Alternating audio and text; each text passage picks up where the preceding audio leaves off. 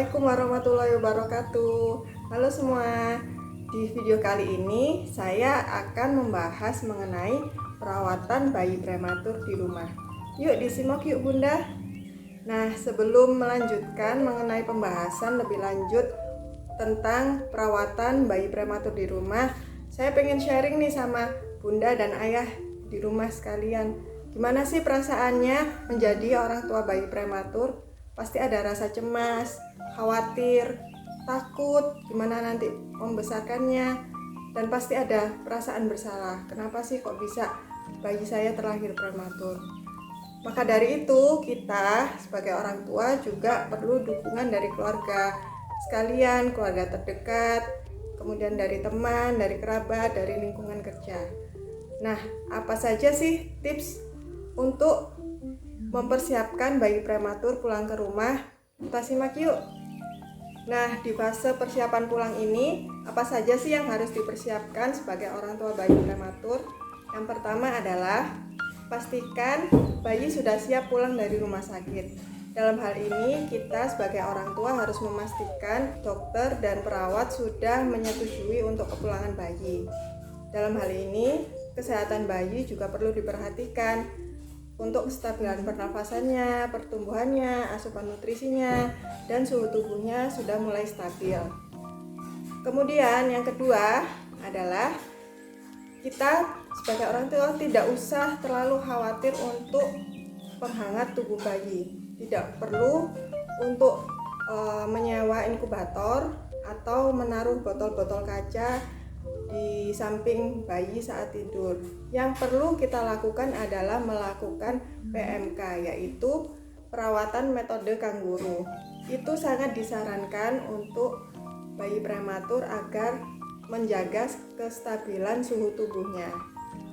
Yang ketiga adalah disarankan rawat bersama atau rooming in ini bisa dilakukan 2-5 hari tergantung kebijakan rumah sakitnya. Tapi tidak semua rumah sakit di Indonesia ada aktivitas ini ya Bunda.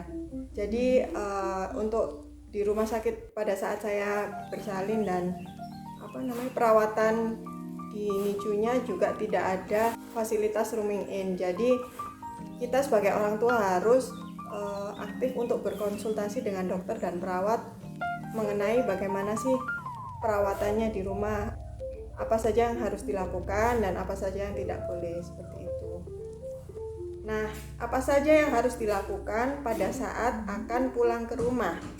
Yang pertama, ibu, orang tua, ayah harus mempelajari mengenai yang terpenting adalah perawatan metode kanguru. Nah, yang sudah saya jelaskan sebelumnya, untuk perawatan metode kanguru ini sangat banyak manfaatnya ya Bunda.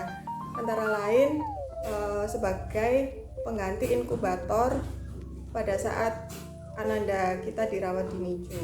Untuk di rumah sangat disarankan untuk melakukan perawatan metode kanguru. Yang kedua adalah menyusui dan memerah ASI. Kemudian yang ketiga, kita harus juga sudah bisa memandikan dan membersihkan kotorannya bayi. Yang keempat, memakaikan baju dan popok. Nah, ini sangat standar ya yang harus sudah bisa dilakukan orang tua di rumah. Kemudian melakukan pijat bayi. Nah, untuk selanjutnya saya akan lebih detail membahas mengenai perawatan metode kanguru. Yuk kita simak yuk bagaimana sih PMK, apa aja manfaatnya untuk bayi prematur. Selanjutnya pembahasan mengenai PMK atau perawatan metode kanguru atau juga yang bisa dikenal dengan kanguru mother care. Itu apa sih Bunda? Adalah perawatan untuk bayi berat badan lahir rendah dengan metode skin to skin. Jadi kulit bertemu dengan kulit, di mana ibu menggunakan suhu tubuhnya untuk menghangatkan bayi. Nah, untuk posisi metode kanguru ini seperti ini ya. Jadi kepala dan tubuhnya direkatkan posisinya lurus dengan tubuh kita. Kemudian wajahnya diarahkan ke payudara ibu. Kemudian kita bisa peluk erat sampai ke tubuh anak. Lalu untuk PMK sendiri ini bisa dilakukan bergantian dengan suami atau dengan keluarga atau dengan orang terdekat yang tinggal serumah dengan kita. Nah, keuntungannya apa sih Bun PMK ini? Pertama, untuk bayi pasti dia akan lebih tenang dan nyaman. Kemudian kalau sudah nyaman pasti tidurnya lebih lelap dan nafasnya lebih stabil, karena untuk bayi prematur ini nafas juga harus diperhatikan ya Bunda.